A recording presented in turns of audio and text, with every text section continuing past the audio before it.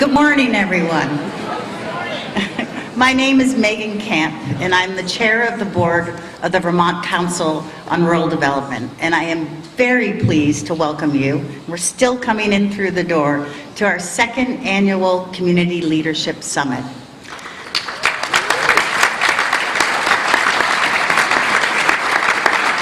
This day is designed, and we're all going to be able to help create it, to advance democracy and local leadership in creating a better future for all Vermonters.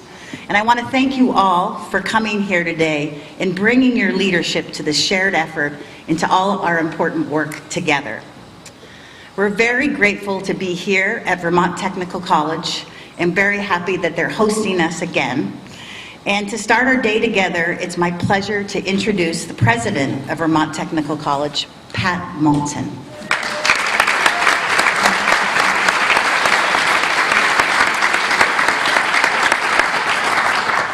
Thank you so much, Meg, and welcome to Vermont Tech, up here on the hill in Randolph Center, where the weather is always like this, especially in February. So, no, we're very pleased to have you here at Vermont Tech for the second annual Leadership Conference. And as Paul Costello knows, and many of you in the audience know, Randolph has been going through somewhat of a transformation in the last year plus, when we've engaged in the VCRD's Climate Economy Model Communities project.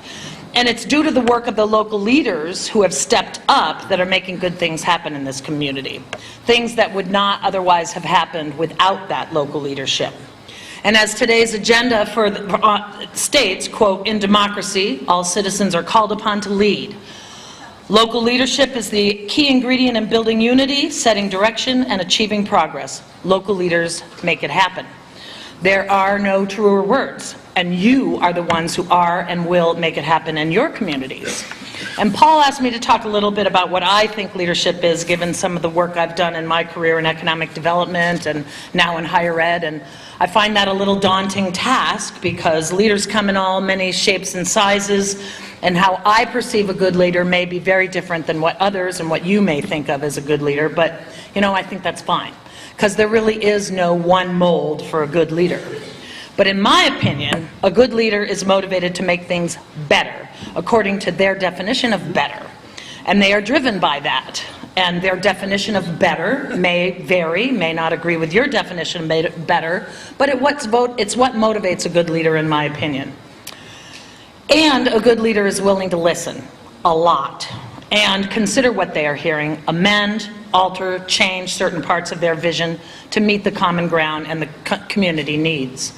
That leader may hang on to their goals, but recognizes a good leader does not dictate and considers all the views and all the viewpoints. And then that leader acts, makes a decision, doesn't look back, assesses their decision and how progress is being made, adjusts when needed, and then continues. A good leader is not afraid to admit his or her mistakes, owns the good decisions and owns the bad decisions, but ultimately is willing to take the criticism and the kudos. And rarely are there many kudos. So prepare yourself for that. Leaders in our communities are key to moving communities forward. We all live in communities that are impacted by our local leaders. Be they geographic community or other community, we feel the impacts of our local leaders so much faster because they are local and they're doing the work that affects us immediately. The work of great leaders like we have in Senator Leahy are a few steps removed in Washington, but we feel those impacts quickly as well. And we're blessed to have good leaders like you, Senator. Thank you very much.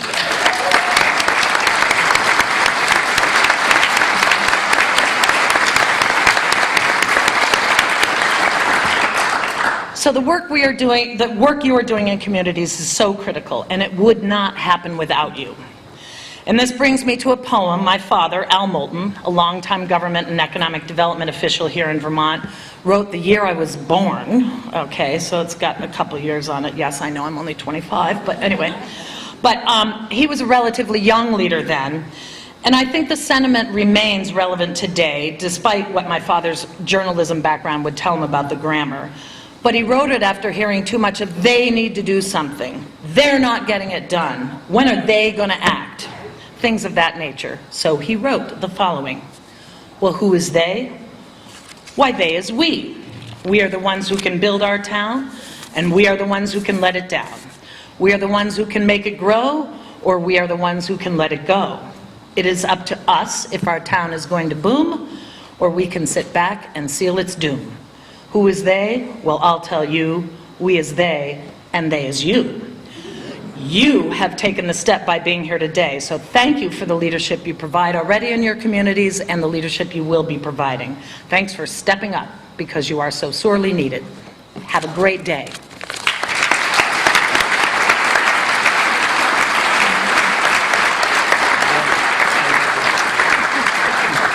Thank you, Pat, for your inspiring words.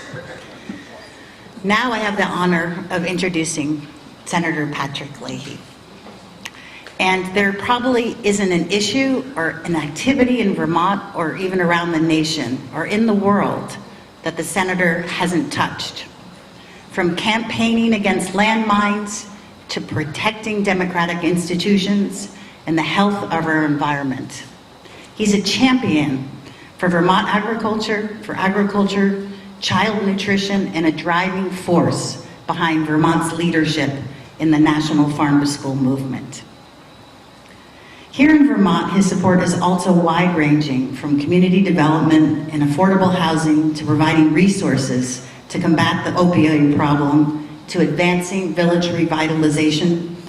And beyond this long list of legislative action, Senator Patrick Leahy has modeled civility and statesmanship in the nation and for the nation. Senator Leahy's integrity and his passion for public service is an inspiration for all of us.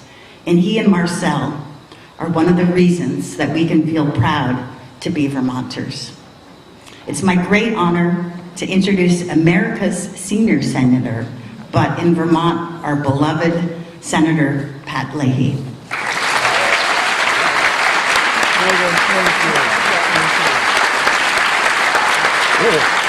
Thank you. Thank you. Thank you. Thank you very much. You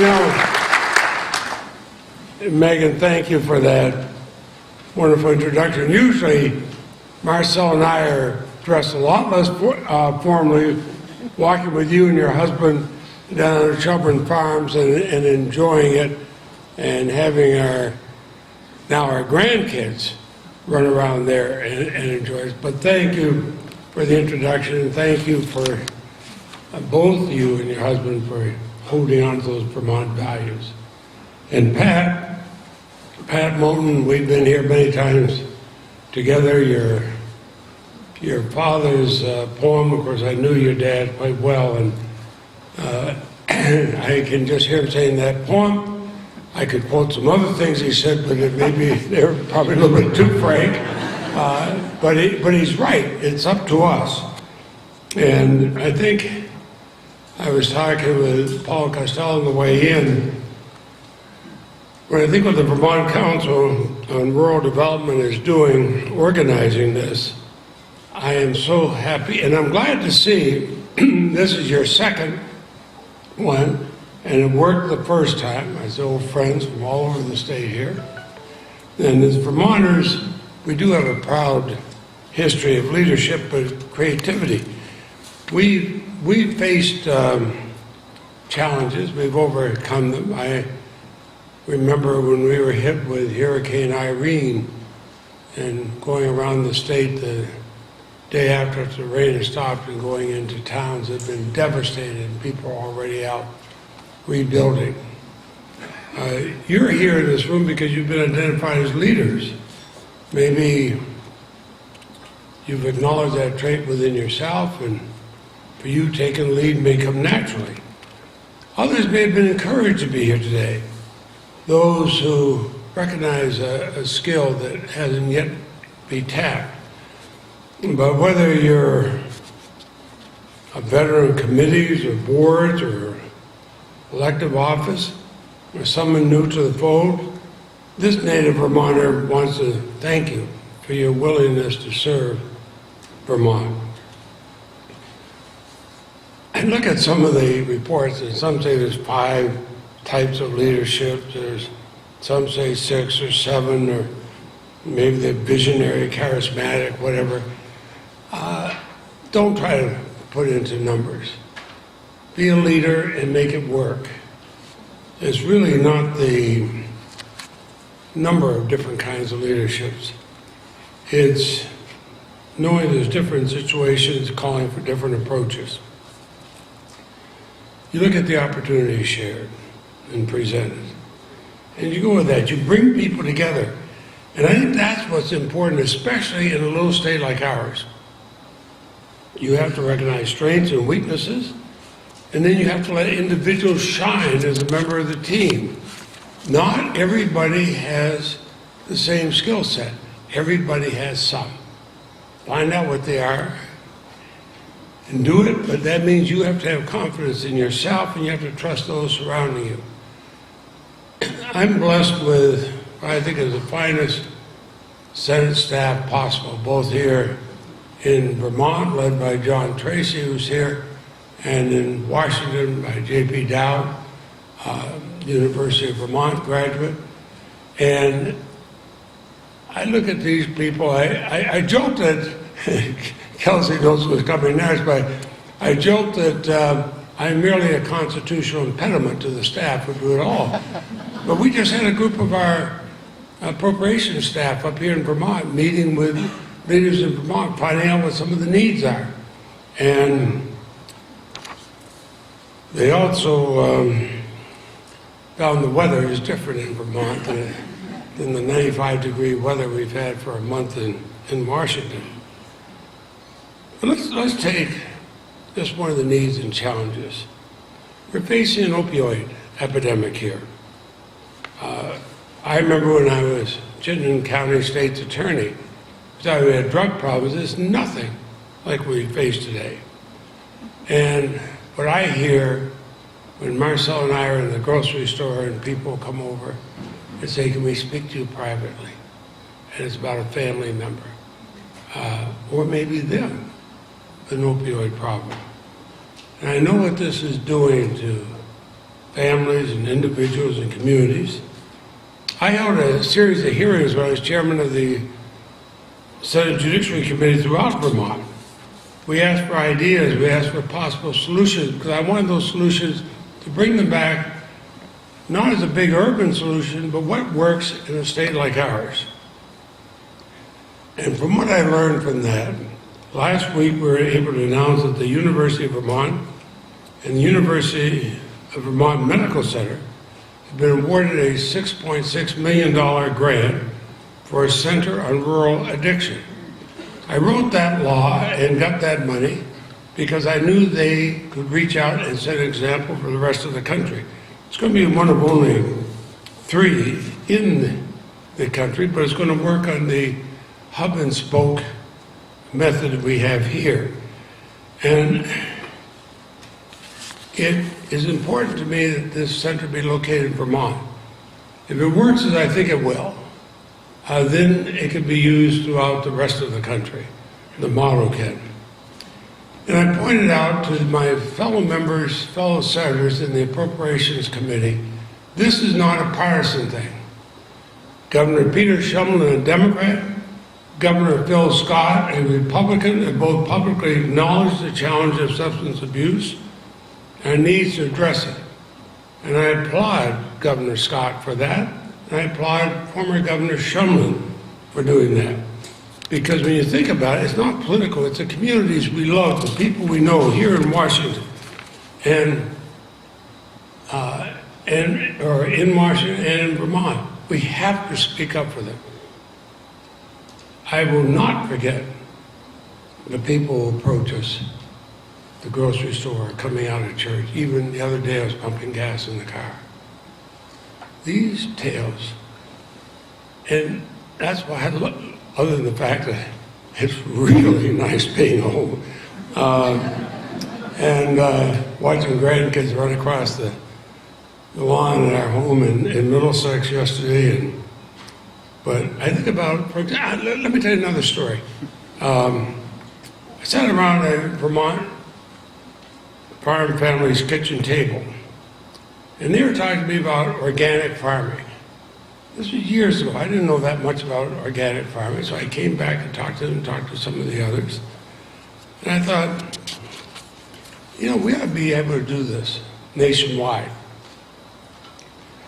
The then chairman of the Senate Agriculture Committee, God rest his soul, had a different philosophy than I did. He said, this is a crunchy granola thing. We're not going to do it. And he would only listen to big agriculture. I became chairman. And I wrote it into the 1990 Farm Bill with the help of Republican Senator Dick Lugar. You know what that crunchy granola idea that came from that kitchen table in Vermont is now a $50 billion industry as of last year.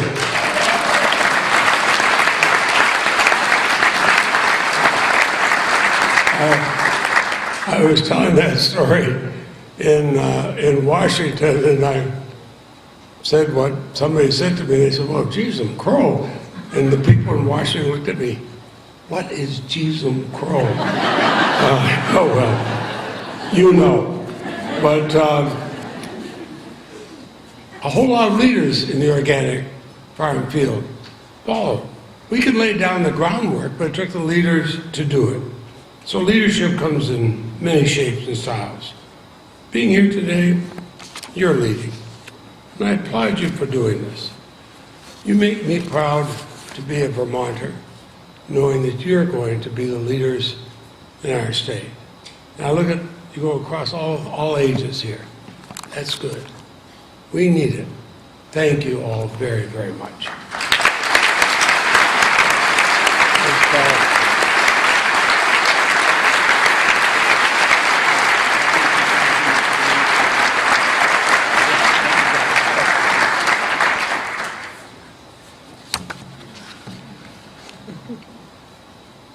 Thank you, Senator Leahy, for all you stand for.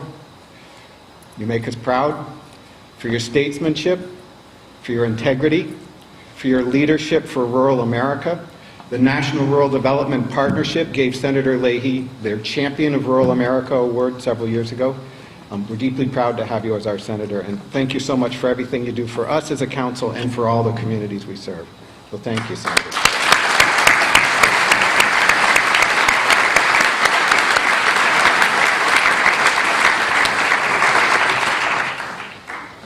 Could we get a show of hands? How many people were here in Castleton last year at the summit? About a third or a quarter of you. Great to have so many new folks. I want to just give you a quick picture of VCRD and our purposes and practice for the course of the day today. VCRD is charged by the Federal Farm Bill. Our national leader has been Senator Leahy in working to build state rural development councils across the nation. We're a nonpartisan group designed to bring people together. We do so community to community. We've worked with about 140 towns intensively, and at the state level, where we look, how do we add things up for the future of our working landscape, for energy development in Vermont, for the creative economy, for how we approach climate change in a positive way that benefits our communities and advances our economy. We have a model community visit that we've taken to towns all across the state. We say to communities, democracy is an experiment, it's not done. That those who engage, prioritize, and unite become collective spear points of activity that drive their communities forward and change Vermont. The squeaky wheel gets the grease. When you're organized and you know where you're going and your community is with you, resources follow. Don't wait for Washington, D.C., and don't wait for Montpelier, Vermont to set the course for your community. They can't do it. They can't lead for you. They can't set direction. But if you line up, those resources will follow you. It's all about local leadership. In democracy, there's not one person appointed to be the leader for your community. We're all responsible. It's part of our blood to stand for things, to stand up for what we believe in, to drive our communities forward. It's part of what we are about. Power follows those who step up and bring people together in collective action. resources follow. We see this power every day in the communities we work with, and I see it right here in this room, that this is a room dedicated to the progress of Vermont. We're bigger than our individual purposes. We have a direction that we help set every day, and it's an incredible honor to be here with all of you. At Hazen Middle School last year, my granddaughter Georgia, stand up for just a second. Her class had this idea, they had a geography lesson on North Africa, and afterwards a circle of girls got together and said, what could we do about this? They looked online, they gathered information, and they found a place that they could invest in a well. And they raised money together by doing a walkathon. They put together $5,000 in Hardwick, Vermont to support a well in North Africa. Our world is small, and you don't need permission to lead. Could we have a round of applause for George? But I'm not proud of her. I'm not proud of her. It's just a little story, really, isn't it? Because this is what happens every day. This is what people do all the time. This is natural to us. Animosity, hatred, that's not what we are as a democracy. We stand together. We stand up for good things, and we make them happen every day with hard work. Last year's summit, we heard powerful collective ideas from over 500 people. We gathered those principles together. We published an interim report that many people got, and if you haven't seen it, it's online. We built a symposium for organizations that are looking at the future of leadership in Vermont, some of our great partners, some of our outreach partners. The symposium came up with 3 key findings about leadership for the future. And the first is not a big surprise. It's about we have to do more to expand youth leadership, to support young people who are stepping up, to support the next generation, support civility and their understanding of their role in a democratic society. We depend on them. We need to systematically advance vision, funding, and creative policies and programs to provide skill opportunities for young people today to lead the future of Vermont. The second one is we need to build diverse and inclusive leadership. We need to open Vermont up to everyone. We need to expand the diversity of leadership, and by doing so, we expand the idea of Vermont, what it means to be a Vermonter. It's not just 6th-generation farmers. It's someone who moves here from away and wants to be part of our community and wants to have an impact for good. We need to welcome that, and that's the seed for creativity to powerfully answer Vermont's demographic and economic challenges for the future. The third is that we need to foster and support community leadership across the board. We need to deepen our offerings, and for VCRD's part, we've been working on a plan to do so. We're working to build a community leadership guide for Vermont that will be online and on paper, that will describe ways that you can learn how to run a better meeting or raise funding, but also how do you develop a sewer project? How do you develop a cooperative daycare center? How do you develop a local ag network? And we've been working with communities all across the state that do all of those things. So let's add it up, let's put it together, let's make it practical and functional, and then let's list the towns that have done it. So you can call those folks, not reinvent the wheel, but be part of that bigger partnership of Vermont communities, because it's really about a fabric of progress, people working together. We're also you put out the guide, you got to answer the phone calls, right? So we're going to expand our capacity as a resource referral center. And we also want to, we're constantly going to these communities and helping local heroes and heroines who are moving their communities forward. We need to do a better job providing coaching way beyond the core number of communities we can serve. Because lots of times local leaders don't need, they don't need, a 5-year program. What they need is someone to say, you're amazing. It's awesome what you're doing. You can do it. You're going to be successful. You need help building a budget? You need help applying to be a nonprofit? We can help you with those details.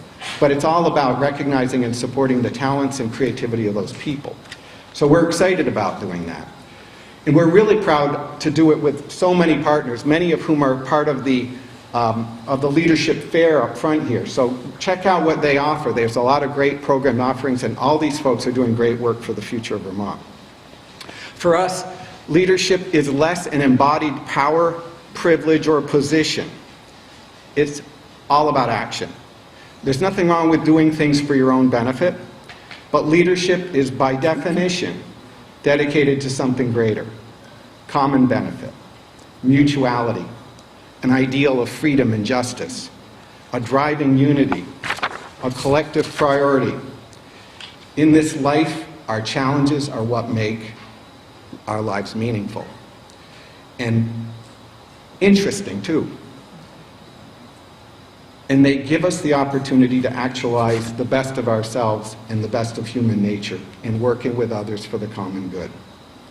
What an honor it is to be engaged in that mutual enterprise with you all today. So thank you all so much for coming. Now I get to talk about the purposes of the day. We got sessions on leadership skills. We've got sessions that are vision sessions with moderators, where really everyone's an equal, and we want to hear your visions. We're going to capture those and record them and bring them back to everybody.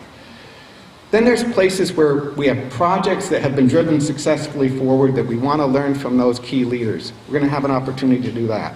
So the sessions you've signed up for are on your name badge.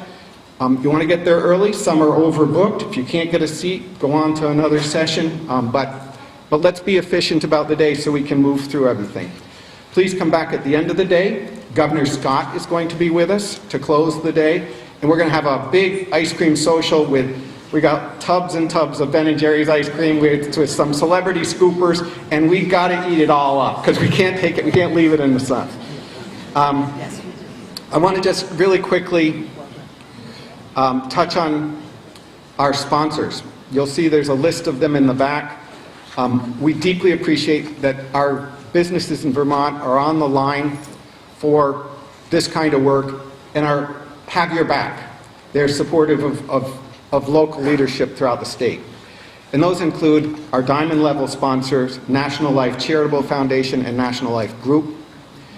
Our platinum sponsors, Northfield Savings Bank, Vermont Agency of Commerce and Community Development, the Wyndham Foundation, Front Porch Forum. Gold, Neil and Louise Tillotson Foundation, Velco, the Vermont Electric Power Company, Ben & Jerry's Foundation, Community National Bank, Vermont Innovation Commons, Vermont Works. And then silver, Cabot Creamery, Key Bank of Vermont, Main Street Landing, Muskoma Bank, North Country Federal Credit Union, Stone Environmental, UVM Extension, Vermont Economic Development Authority. And then we have scholarship support from our good friends and partners at the Vermont Community Foundation. So thank you all so much. And then Ben & Jerry's in kind too, so don't forget about that at the end of the day. Also great to have WDEV Radio broadcasting live. We love those guys. Dave Graham and Bill Sayre are here today. Then we have Orca, Stephen Pike, Bob Farnham, and Rick McMahon, all doing videography here, so we're delighted to have them. And it's my honor to introduce Jenna Koloski, VCRD's Community and Policy Manager. She's going to open a window that showcases some of the wonderful sparks of community leadership in Vermont today. So thank you so much for being here.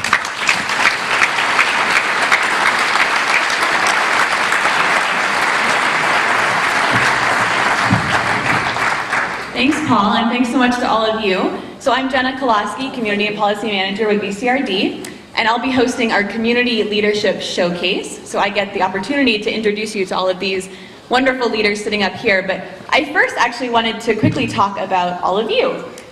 You'll remember that when you signed up for the day, and I just want to make sure that this is working. Yes. When you signed up for the day, we asked you a series of questions to kind of capture a little bit of information about everyone that's attending today. And I wanted to share that with you quickly as a backdrop to our presentations this morning.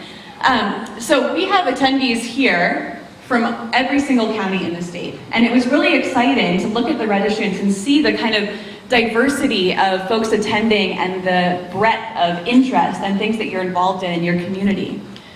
So we asked registrants, what issues are you working on in your community today? And up here is what we saw. So you'll see that actually building community and building a sense of community in our towns was really important, as well as housing, economic development, but also just bolstering civic engagement in communities. But you'll also see, I put this big long list at the bottom of the slide because you're working on all kinds of different issues around the state. And when I look at that list, I see many of you that just identified challenges or opportunities in your community and just got to work working on them, on issues from education to mental health to substance use, recreation, and a whole lot more. We also asked people, what do you need to better serve your communities? And I don't think you'll be very surprised by the responses. We saw training and support, volunteers, networking and connections to others that are working on these issues, facilitation support, vision, communications, time, and of course, financial resources at the very top. And then we also finally asked, what would you include in a vision statement about Vermont democracy? And these are the responses that we saw. So what you'll see is the responses are really overwhelmingly about engagement, about inclusiveness, about democracy that's really rooted in community and sense of place and an equitable and collaborative approach to progress and development. So you'll see that there are a few really clear themes here. You know, we're really here to celebrate individual leadership and people stepping up for their communities, but when you see these responses, you realize it's not just about us as individuals. It's really about building those connections and networking and building a sense of place and a sense of community. So we're here to celebrate individual leadership, but also to help to celebrate and to build those networks and that community that we really need to do the work that we do. So all of this feedback that you provided is a really great backdrop for our Community Leadership Showcase this morning. We brought these rock star leaders that are sitting up here together because we wanted to showcase all the different forms that leadership can take in a community. And we asked them to respond to a few questions. We asked them, what does leadership mean to you and what drives you to engage?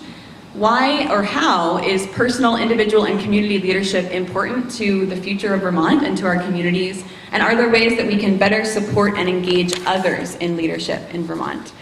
And we gave them the difficult task of answering those questions in 5 minutes. And so we really appreciate them putting the hard work in to share their stories with you this morning. So let's go ahead and get started. So we're going to kick things off with Dieng. Ali is a passionate and dedicated community leader.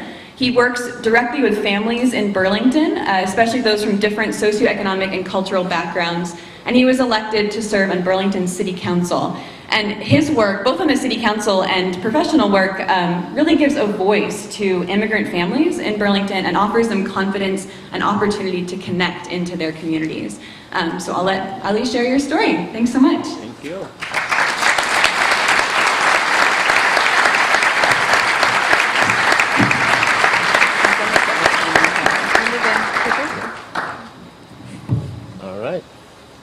Thank you very much for having me. And yes, I could not agree more with the Senator that leadership comes with many different forms and sizes, but also different colors. And different accent too. You can say that I'm not from here, right? So I came here in 2007, and I had no idea that I would come to the US one day. And as you can see, my wife, she works for the state, and she graduated from Middlebury, and then SIT, and then came to Mauritania as a Peace Corps. Got involved, and I came here.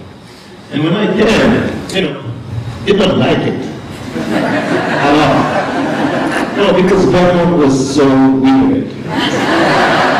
Yeah, well, you don't know if it's a city, you don't know if it's a rural area. It was just messy. And then winter came, and I'm like, I'm done. But I think now I fall in love with this great state because of these great people, because of all of you. Thank you. Yeah.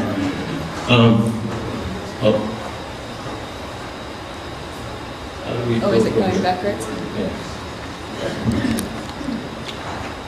Yes.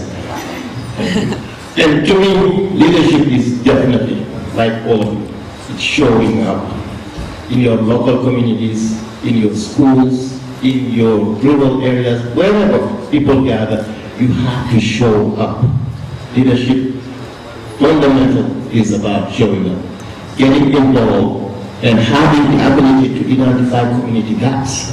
Because most of the time, we all talk about the they. But me, what is something affecting me? How can I identify and how can I collaborate with people to get it done?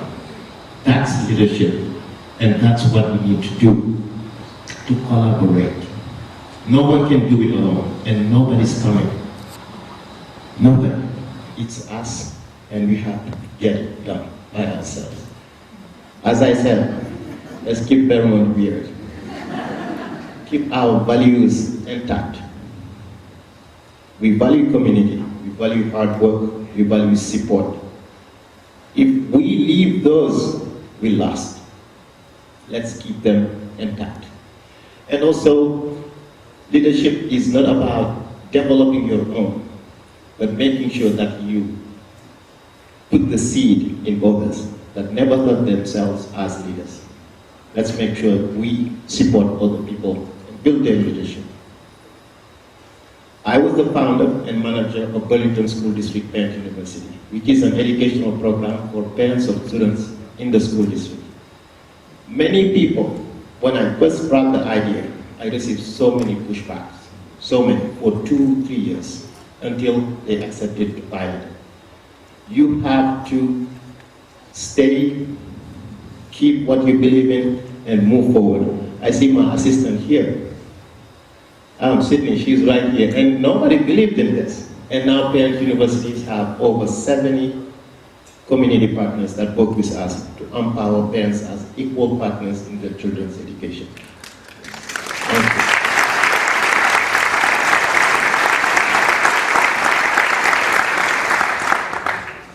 Now I have gray hair, believe it or not. My little child just found a couple, and my wife said, oh, because it's politics. When Obama started, no gray hair. Weinberger, no gray hair. But now we all building it, we have it all over. And I think in politics, it's all about being able to receive punches. Yeah, sometimes they punch you all the way to the ground. And sometimes it's time for you to punch back. It's about the fight for things that you believe in. And there is nothing other than fighting for children, for the future.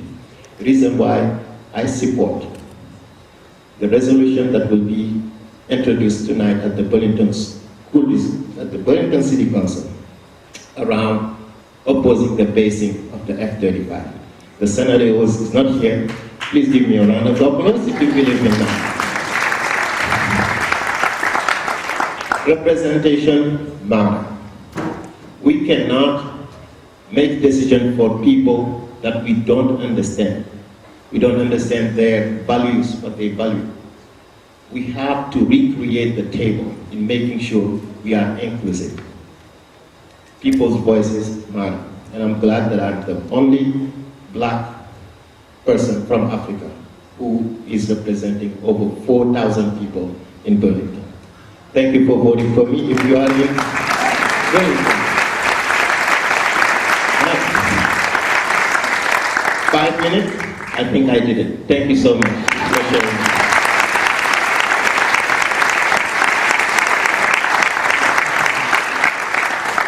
Thanks so much. So next we have Melinda White. Melinda is a recovery coach and medication-assisted treatment care coordinator in Franklin County and is in long-term recovery herself. I saw Melinda speak recently at a conference, and I was just really struck by her passion for helping people in the community, in fact helping the most vulnerable people, and also struck by her strength and her honesty in sharing her story. So thank you for doing that, and thanks for being here today. Melinda.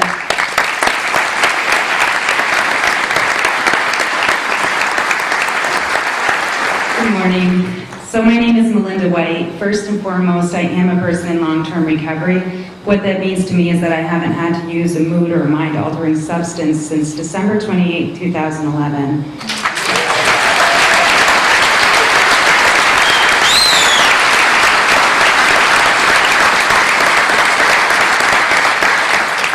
Thank you so much. And it would be easy to want to say, yeah, I worked hard and I earned it, but quite frankly, the only reason that I stand here alive today and able to continue the work I do is from the people that help me. Many of them leaders, many of them not really even recognized as leaders, but humble, strong. And to me, when I think about what makes a good leader, first off, I think about, the word fearless, although to some degree, I was a little fearful coming and talking to people. I get that once in a while. Fearful about making change, but the fear that I think about that makes a good leader is somebody who recognizes it, but that doesn't stop them.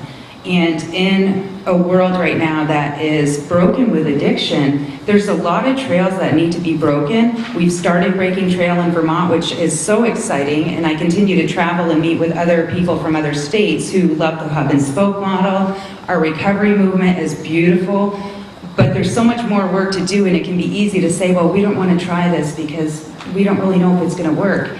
Well, we got to try it because people are dying.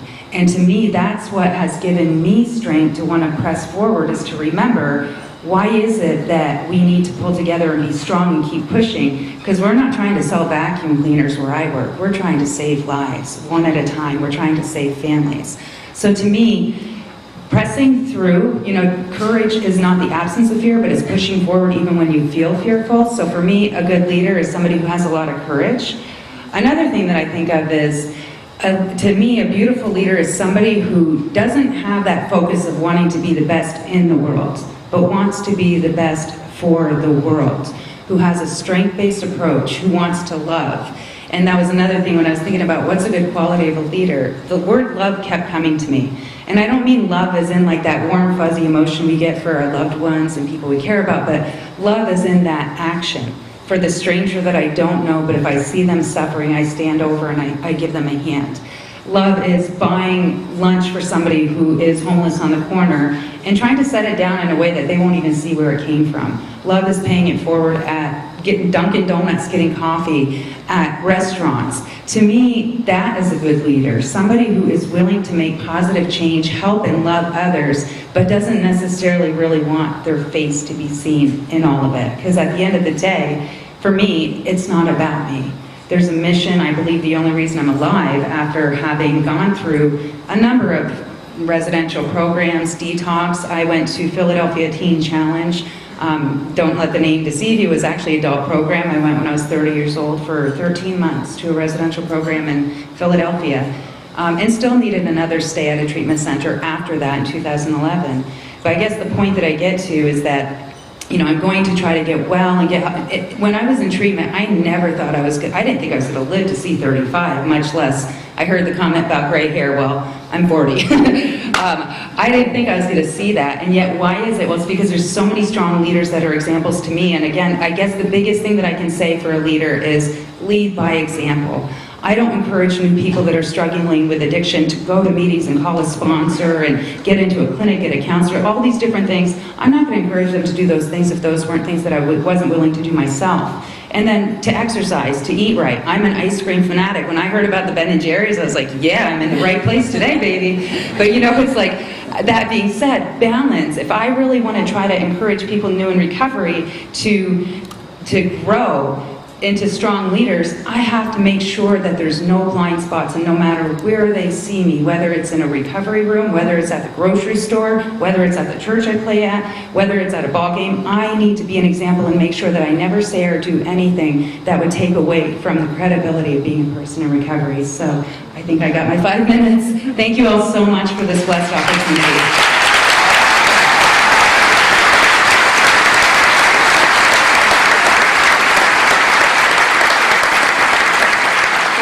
Melinda. So next we have Lucy Rogers.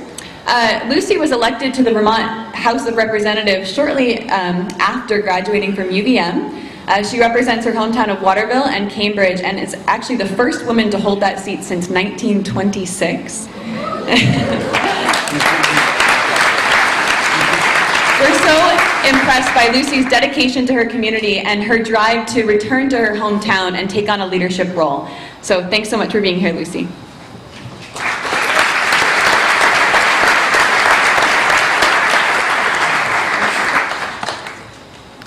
Good morning. Thank you so much for having me here today. As Jenna said, my name is Lucy Rogers. I represent Waterville and Cambridge in the Vermont House of Representatives.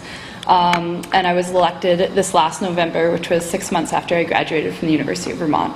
I want to focus on speaking about rural leadership, and in particular speaking about young rural leadership. So I see leadership not as a goal. I think leadership is never the goal. The goal is to solve the problem, and leadership is the means of solving the problem. And for me, my interest in politics is something that's very recent. I never saw myself entering the political field, but what I did care about was my home community, the people I grew up with as neighbors, and having a sustainable rural town that was going to be thriving and growing into the future. And so I saw this growing up as kind of an issue for my little world of 700 people in my hometown of Waterville, which is shown up on the map. And what I realized both through the University of Vermont and through travel is that it's not an issue for my hometown of Waterville. Rural issues are an American issue, but they're also a global issue. So I want to tell a short story that demonstrates that. I minored in Mandarin when I was at University of Vermont, so I spent a summer in China studying and traveling. And I met a friend who was a young person from a town of 200 people in rural China. He invited me to visit his hometown when he went home later in the summer. And I recognized many things felt familiar. The farming community, I recognized many of the same crops. And we all went fishing on the weekend for fun in the local lake. But what struck me most of all was when I asked him if he planned to visit with the friends he grew up with when he was home for the weekend. And he said, no, they're all in the city. So I said, all of them? And he said, every single one. Out of all of the people he had gone to elementary school with, all of them under 30 had moved to the city. And I realized perhaps it was a more extreme situation than my hometown, where in one generation his town quite literally will not exist. But I recognize the stories he told me of his friends' stories as my own friends' stories, that as farming industries couldn't compete with large-scale ag, there weren't new industries coming in to replace them. And as younger community members were leaving, there weren't newer community members coming in ready to take the reins and ready to be the new leaders for their towns. And I think seeing rural issues as a global issue made me see my place for getting involved, because leadership is always local. And if each individual town can have leaders who are able to view a future for that town, where their communities can adapt to a changing world, where their communities can thrive in a changing world, that's how we can move forward in a global way. I just wanted to showcase for a minute some of the young leadership we have here in Vermont. This last session in the Vermont House, we had 6 members who were ages 25 and under. We had 3 men and 3 women.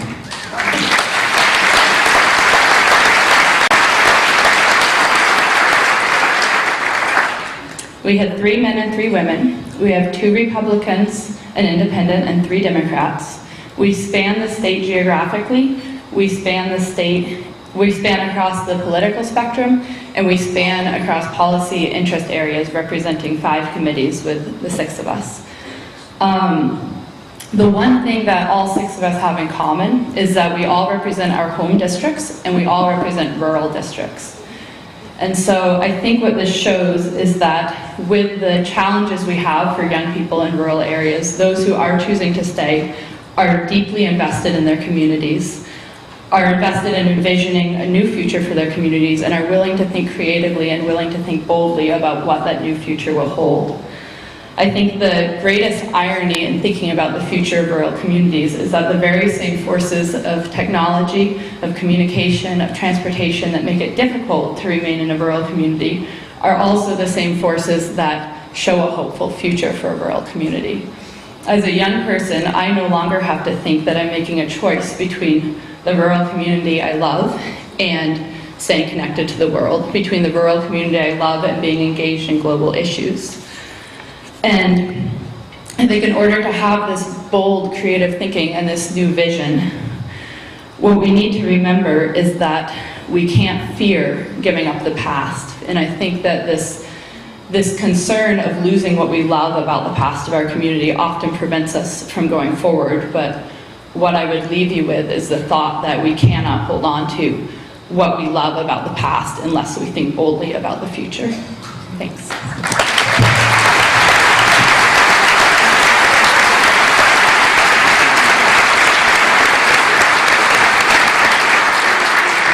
Thanks, Lucy. Next, we have Monique Priestley. Monique is a real go-getter. She's the kind of person who sees a challenge or an opportunity and really goes for it. She returned to Bradford, Vermont from out west, and she's a dedicated volunteer and leader in her town, where she recently transformed an old 5 and dime to the space on Main. And I'll let her tell you all about that. Thanks, Monique.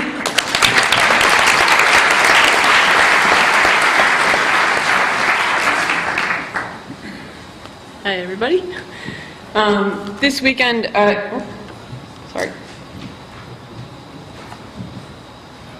This weekend, I volunteered as a mentor for this incredible cultural entrepreneurship program that spends a week at Galusha Hill Farm in Topsom.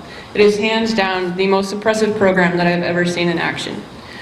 One of the most surprising aspects is that among amazing individuals that are transforming their cities and towns, they all have some degree of imposter syndrome.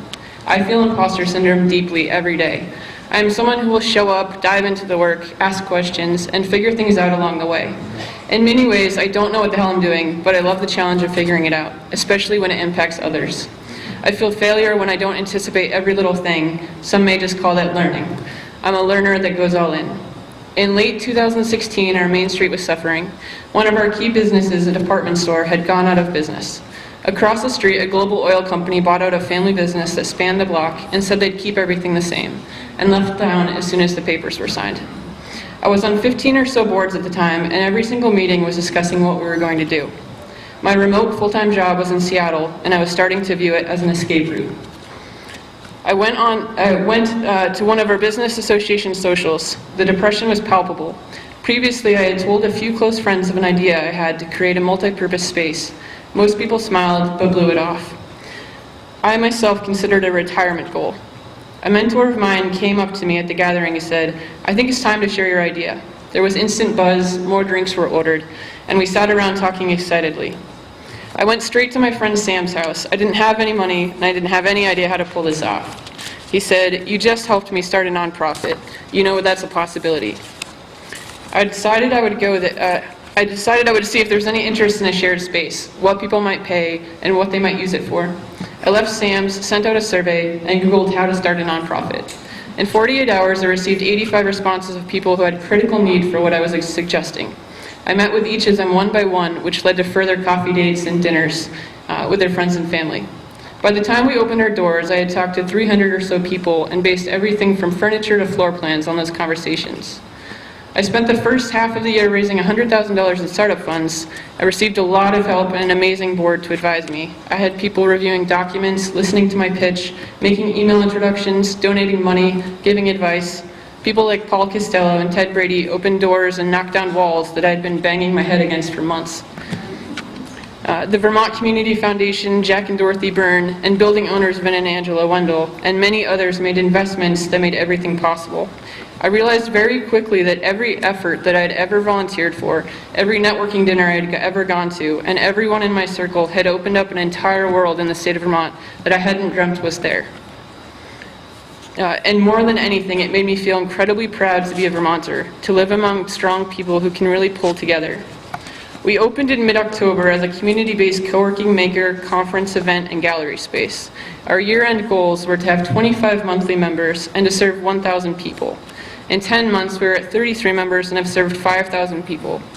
We have hosted coworkers, kids yoga, Renaissance workshops, business programming, meetups, a Senate hearing, youth social justice dinners, and any number of other things. The space has taken directions that I never would have expected. It has transformed lives. And the coolest thing about the space is that I get people from towns as well as all over Vermont, New Hampshire, and Massachusetts visiting, calling, emailing, figuring out how they can create a similar space, open a small business, or pursue any number of random life goals. They saw energy and it awakened something in them. Every one of our small towns needs that energy. They need someone taking charge and changing the status quo.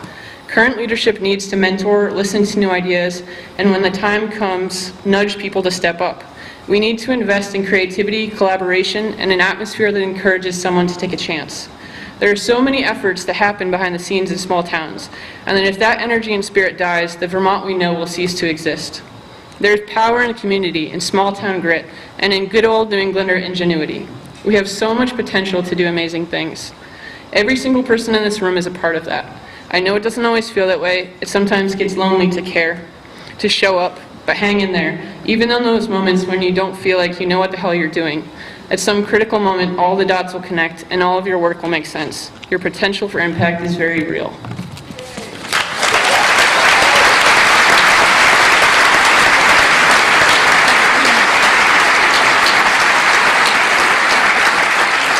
Thanks so much, Monique. And finally, we have Zach Freeman. Zach has a really incredible knack for bringing people together and realizing bold visions for what his community can become. He's a founding member of the nationally recognized trails organization RASTA, right here in Randolph, and he has logged countless hours building a more vibrant community through recreation and events. Thank you, Zach.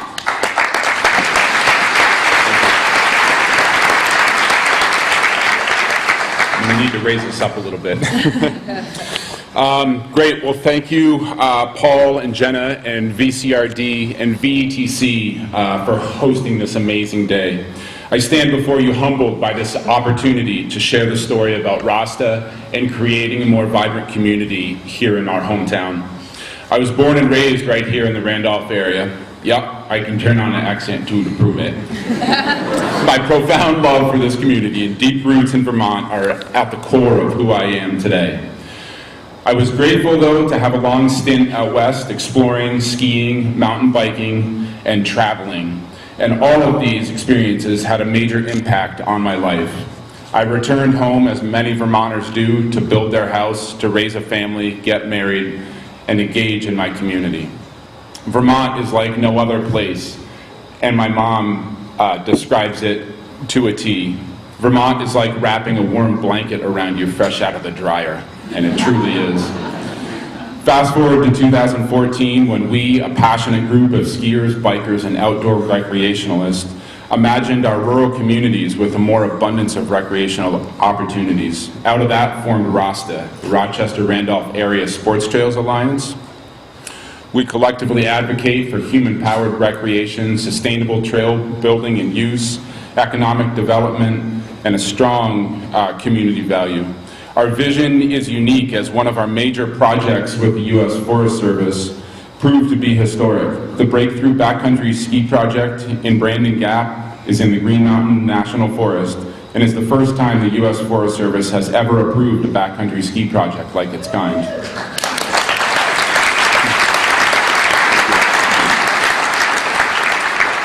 With fellow RASTA leader Angus McCusker, we worked closely with the U.S. Forest Service to write the handbook on how a project like this would be designed and implemented, and now is being used by other organizations around the nation.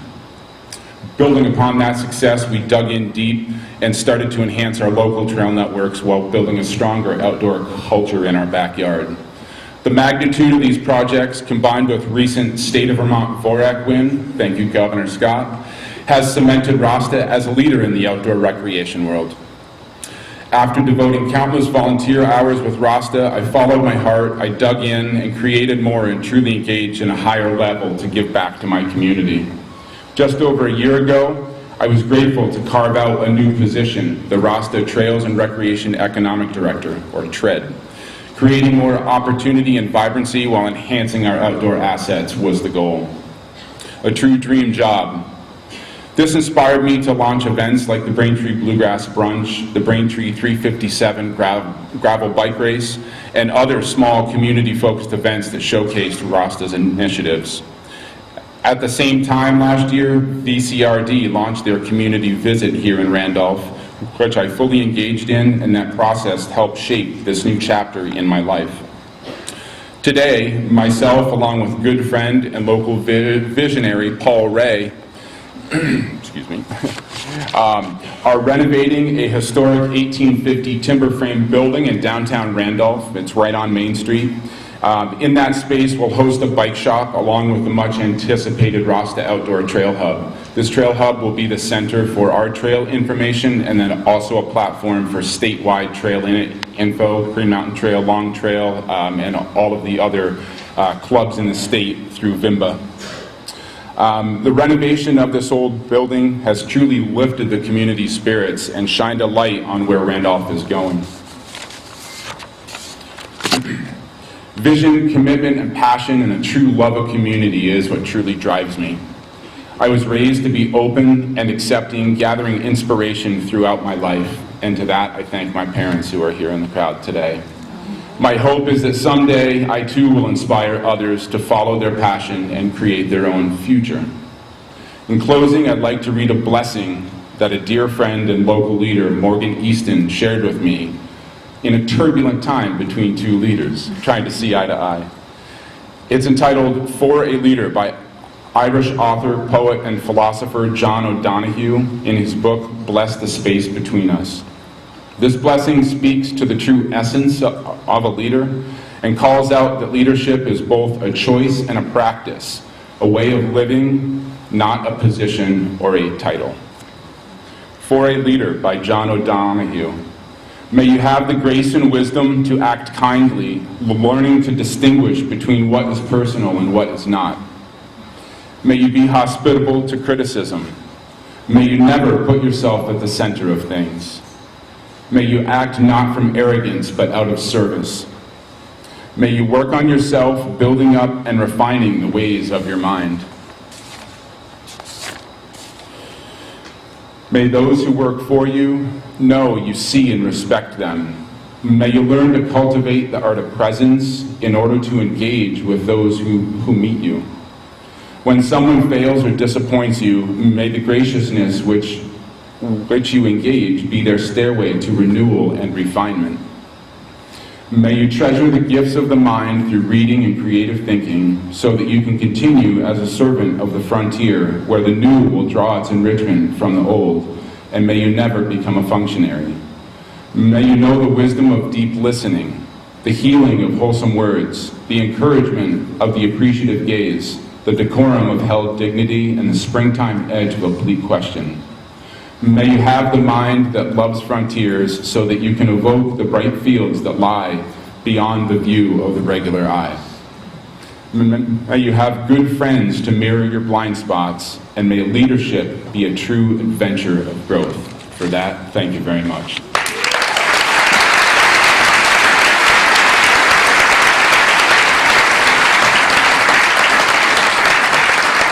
Thanks so much to each of you for sharing your reflections. You know, at VCRD, we know that there are countless challenges that face all of your communities every day. So we think it's really critical to share these bright spots and these success stories. And what we get the opportunity to see in our work is that these stories really add up to a really wonderful narrative in Vermont of local democracy and of strength in our communities. And we also know these are some great examples of leadership, but we know that all of you contribute these stories and contribute to that collective narrative in our state. So we're honored to have you all here today. Please join me in thanking all of these great leaders one more time.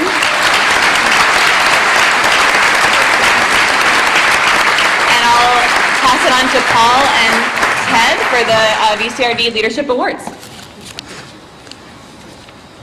So you guys go off.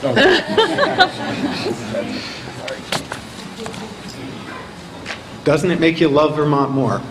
Thank you. Let's have another round of applause.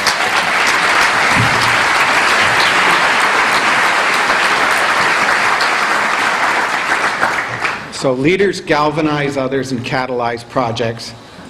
Ted, what are you doing here? In their communities, they change the state, they give power to progress.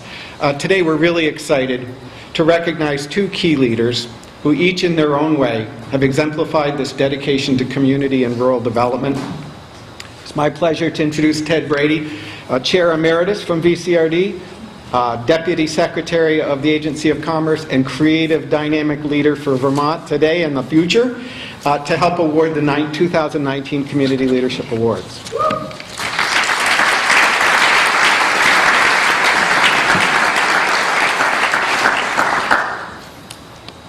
Thank you so much, Paul. I just want to take a moment here to reflect on the last hour of what you've just heard, because it is so uniquely Vermont. Start with Pat Moulton, who has had, I think, every leadership position in this state. Not because she can't keep a job, but because everywhere she goes, she does something amazing. And she does it in a different way than anywhere else in the state. You've never heard somebody say about Pat Moulton, boy, she's uncooperative. Boy, she has an ego. It is the most incredible leadership style in the world. Then you go to Senator Leahy. I want you to reflect upon being a 20-year-old kid, maybe a early 30-something, and deciding you'd like to be a United States Senator when there wasn't an open Senate seat. You become an attorney, you become a prosecutor, you become state's attorney. You hire a 20-something-year-old campaign manager that has no campaign experience. He worked for a weekly newspaper in Essex, Paul Brune. We all know Paul Brune, right, from the Preservation Trust of Vermont. Yeah, let's hear it for Paul. And you become the first and only Democratic senator for the state of Vermont. Then I want you to look at this panel of 5 people. What you heard over and over again was nobody gave me this. Nobody said I should do this. Sure, there might be some nudges there, which is a really important part for everybody in this room to play.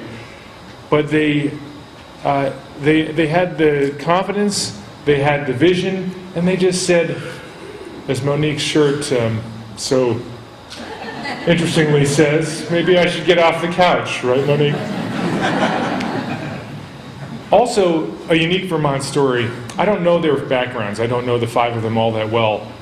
But they didn't pull in here with an entourage. They didn't pull in here with a well-moneyed past. They didn't pull in here as part of an elite group of people that have led this community, these communities for their entire multi-generations. Reflect on that, because we hear all the time when you go into these communities in Vermont, the old boys club, the old boys network. Well, it's falling apart to our advantage.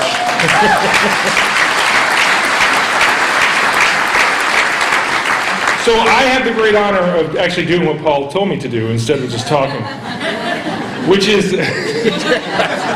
to intro the Community Leadership Award. We're going to give 2 awards today, and the Vermont Community Leadership Award is presented each year to celebrate a Vermonter who exemplifies dedication, integrity, and honorable service to community and to rural Vermont, and who has had a transformational effect on their community.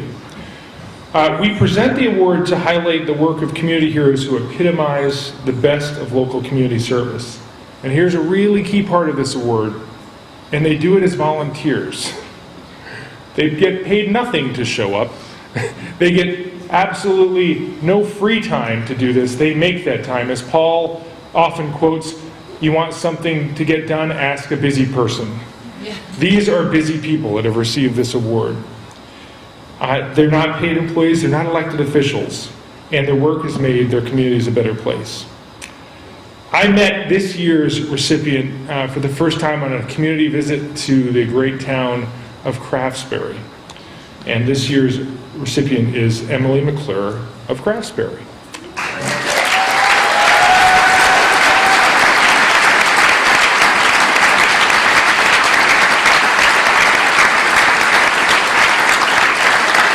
Emily, for those of you that don't know this incredible story, has owned and operated the Craftsbury General Store since 2012 with her partner Kit Basson. Did I pronounce it? Basum. I'm sorry, Kit. If you're here, I'm so sorry. She grew up in Orleans, Vermont. And here's what I don't understand. She then went to Los Angeles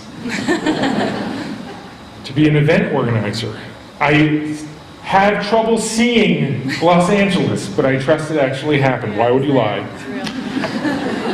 She came back to Vermont because of the sense of community in the Northeast Kingdom. And it's what also drives her career.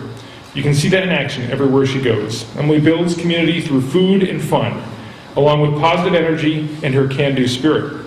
Emily's the vice chair of the Craftsbury Planning Commission. Do we have any Planning Commission members? Let's raise your hand.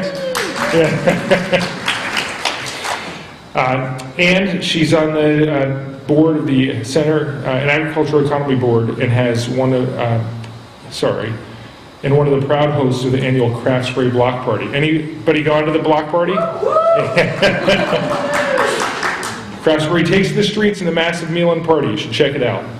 She and her partner, Evan, have just recently had their daughter and are enjoying the fun and new adventures of parenthood. Let's turn it over to Paul, where the official award will be presented. Thanks, Ted. So basically, we got a lower ladder. Basically, everywhere Emily goes, there's a party. She's the universal organizer. When we went to Craftsbury, one of the things that Jenna and I do is we call people 360 through the community and we say, who's a statesperson for the future of your community? Who's organized and will carry the ball? Who can be a spear point that isn't on the left or right and doesn't have a political axe to grind, but will bring people together, hold fort, and help people get things done? And of course, everyone pointing to Emily. Yeah. In that process, she brought 200 people together. They formed task forces on advancing land protection, improving cell service and broadband. Who would think that they would succeed? But they are. And then building a partnership between schools and the community. And meanwhile, the arts and a local daycare initiative sprung and grew with this process. So she leads and builds social capital, but with food and fun. And she binds her community together, and we love that we're giving you the award this year, Emily. So thank you so much, and Ted and I can do this together. We'll both put our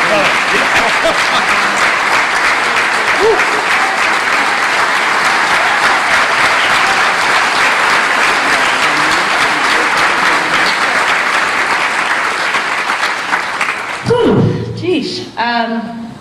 Very humbled to have received this award in an audience that looks like the one standing in front of me.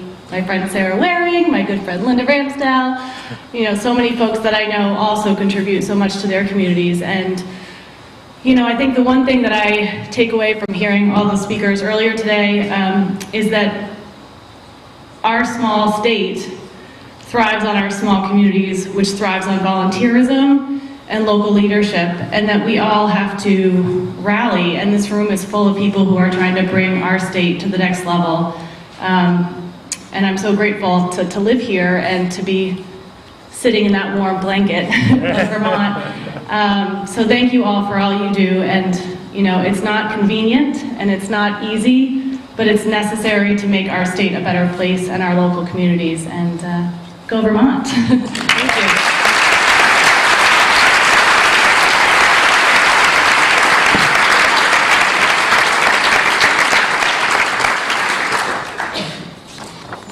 So, in addition to the Community Leadership Award, we're going to today present our Lifetime Achievement Award from the Vermont Council on Rural Development.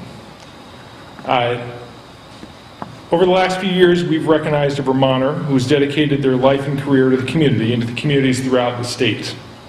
The award's given in recognition of his or her transformational leadership and service to community and the people of Vermont. I think you'll recognize a few of our past award winners, including John Ewing, Rick Davis, Paul Bruin, and Molly and Hank Lambert.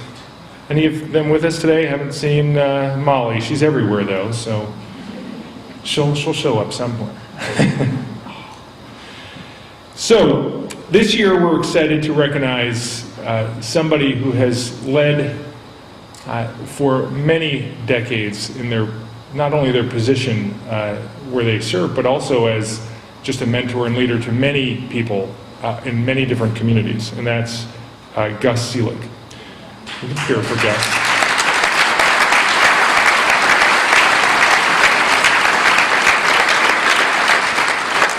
We're presenting this award to Gus today for his lifetime commitment and unconditional dedication to social justice, economic opportunity, land conservation, and housing for Vermonters.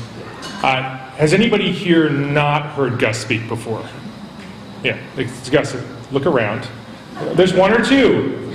So I'm just going to give you a preview. Gus talks frequently about the conspiracy of goodwill. Okay, I'll let him go deeper into that. But the little secret about the conspiracy, right? Those that create conspiracies should not be talking about them. That's like the whole idea of a conspiracy, right? You put people out there and you never talk about it. Oh, I had no idea that thing existed. Gus is the ringleader of a conspiracy of goodwill. Gus has created this through so many different projects, through so many different people. It's an amazing thing. Since 1987, Gus has been the executive director of Vermont Housing and Conservation Board. Under his leadership, they've invested more than $370 million in funding to help develop or rehabilitate 13,000 affordable homes, conserve 740 farms, comprising 167,000 acres. Give you an idea, that's what, roughly half the size of the Green Mountain National Forest? Not bad, Gus. 267,600 acres of natural areas and recreational forest lands, and restored 71 historic community buildings. Now, believe it or not, Gus did not start that job when he was 3 years old. He did have a career before the Housing and Conservation Board. Many people in this area know him as the executive director of the Central Vermont Community Action Council, a low-income advocacy and community development organization. He also has served on the Affordable Housing Program Advisory Board for the Federal Home Loan Bank of Boston, and he's the past chair and the current board member of VEIC, the Vermont Energy Investment Corporation, the parent organization of Efficiency Vermont, and vice chair of the Vermont Housing Finance Agency. I know, don't you like his resume? Perhaps most notable, he is the town moderator for the town of Calais, and in 2010 he was presented with the Art Gibb Award for Smart Growth. He received his BA from the Goddard College and completed the Harvard University program for senior executives in state and local government. Paul? Gus, come on up.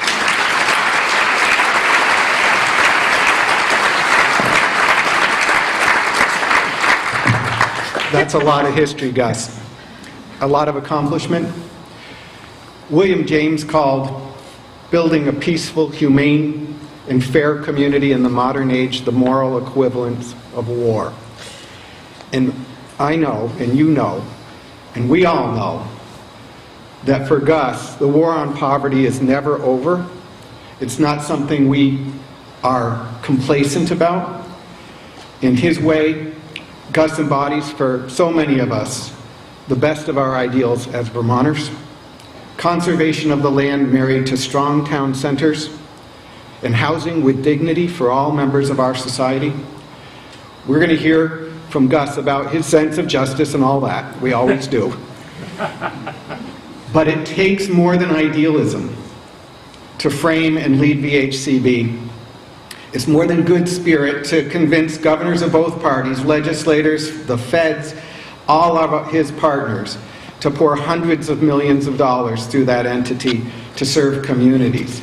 It's been long, hard, consistent work requiring endurance, steel, and statespersonship. Gus is a collaborative engineer.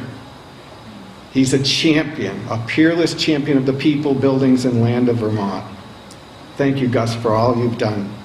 Do today. You're not done, but for the lifetime of achievement that you've already provided. Thank you.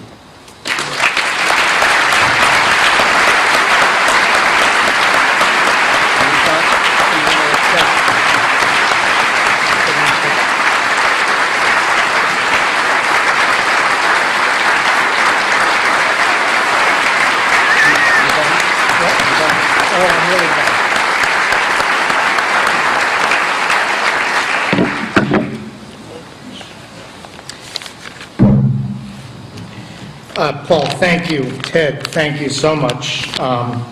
This is a big day, not because I'm getting this award, but because you're all here and here committed to changing the future to make it better for all of us.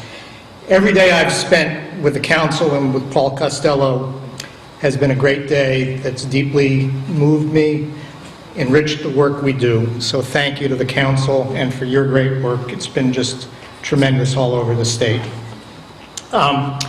My family's here, and you all know that you don't get to do this work without support from your family. So thank you, Mary Ann, and my daughter Rachel, who's now a legal aid lawyer, just won her first Supreme Court case.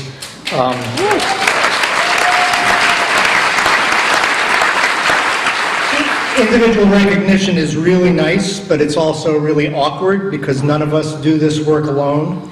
The ideas, programs, results that Paul and Ted have spoken about are the hard-won effort of so many people putting their shoulders to the wheel of change. The work reflects creativity that doesn't necessarily emanate from me, sweat, lots of risk, dozens of partner organizations, their staff, their boards, supporters, and investors. I can't talk about, in the time that Paul has given me, all the folks that have made a big difference. He's shaking his head. He's ready. He said 1 minute, and then he told me that I needed to talk about the moral arc of the universe, which I can't do in a minute. So we're going to go just a little bit late. And Ted made the same request a different day. But I do want to just ask a few people, and I'll miss some folks, just to stand up who've been part of the conspiracy. There's probably 5 staff members from VHCB here. I see Avram Pad, who I started to work with in my community development days, Don Hooper, Mark Snelling, and I want to say we've worked with every policymaker in the state of Vermont, from Governor Cunin. Mark helped us secure $20 million back then, and I saw Suzanne Young, and Governor Scott has provided us with a housing revenue bond that my great colleague Jen Holler and I worked so hard to secure. So all of you, please stand up and let everybody say thank you for the work you've done as part of this conspiracy for goodwill.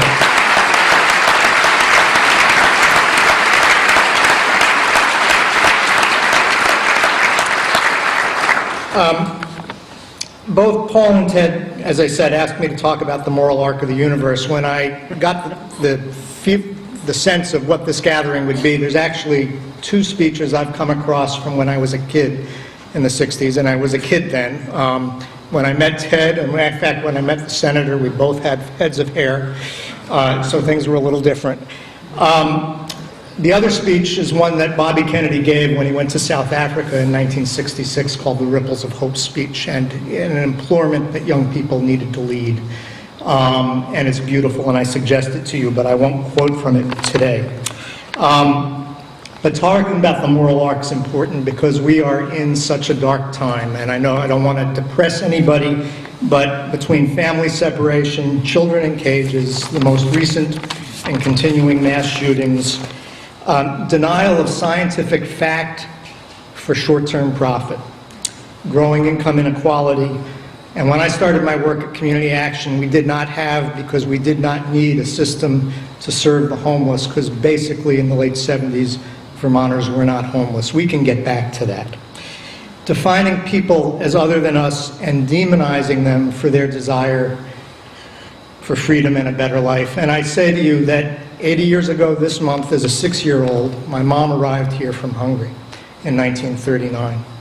3 months later, she probably and her family would not have gotten in at all, and I wouldn't be here today. So we need to think about that. This is not the first dark time in our history, so if you've been depressed by it, know that others have gotten through it, where anger, distortion, violence are so much upon us.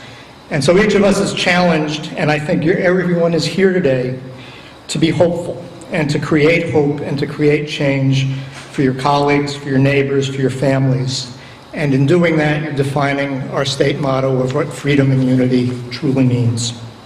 3 quick thoughts so we can get back onto schedule. First, my mentor, the late Ben Collins, who'd been part of the Hoff administration, taught me that it didn't matter what law you passed, what program you developed, or even if you get the state to give you $300 million, that you'd have a lasting impact unless you created a conspiracy of goodwill to go with it. And the cross-section of people who are here have the ability to do that. Second, to get to the moral arc, I found a sermon about 12 years ago that Dr. King gave at the National Cathedral, just 4 days before his assassination.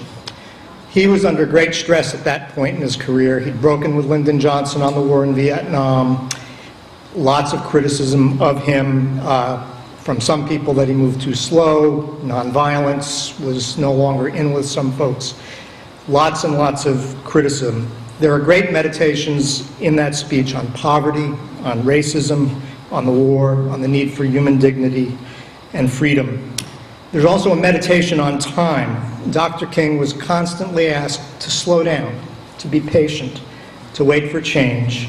From his point of view, to wait for the right to vote, to go to the bathroom, to eat at a lunch counter, to wait for freedom. He concluded the sermon by saying that the arc of the moral universe is long, but it bends toward justice. But he also told us in that sermon, and this is where we all come in, and I quote, that human progress never rolls in on the wheels of inevitability. It comes, he said, from the tireless efforts and the persistent work of people, of dedicated individuals, willing to be co-workers with God. And without that hard work, time itself becomes an ally of the forces of social stagnation. So we must help time and realize that the time to do right is always ripe. Last, and we'll get back on schedule, is the power to see not just what is today, and as you heard from the 5 people, but to think about and imagine something different, something better. Despite my roots, my family's roots in the civil rights movement, and my dad took me on his shoulders to the first March on Washington, I can remember nothing except Mahalia Jackson singing. In 2007, most people I know from that era could not imagine that we could elect an African-American president. Early in 2008, in fact, it was Dr. King weekend birthday, my wife and I went to a movie at the Savoy. I can't remember the film.